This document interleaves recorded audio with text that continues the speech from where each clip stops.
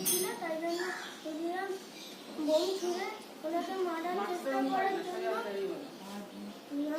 Bomb ছুটতে গেছিল গাছের ওরাই, কিন্তু গাড়ি হয়েছিল সেটাই একটা মহিলা আর সারাদিন মিলে তার কন্যা ছিল, তাদের গায়ে বোম লেগে গেছিল, তাই জন্য বুঝলাম ফাঁসি দেয়। আমাদের ভারত এখন স্বাধীন দেশ। ভারতের পতাকার 3টি রং আছে, উপরে গাঢ়, মাঝে সাদা, একদম রং।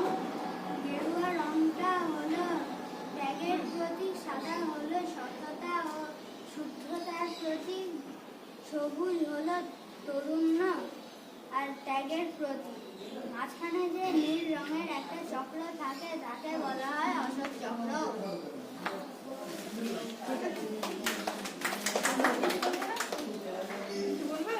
তুমি একটা এটা তো তুমি বইয়ের ছড়া বলো, কবির নাম সব। রবীন্দ্রনাথ ঠাকুর।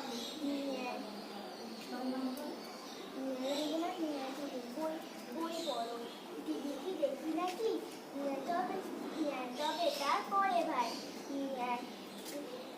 টিভি দেখি নাকি, তবে তারপরে ভাই, দেখে দেখে যত পারো বই পড়ে ফেলা চাই। তখন বলো দিদি বই পড়ি সবাই, শুধু কি পাঠ্য বই? আরে না না, তা তো নয়,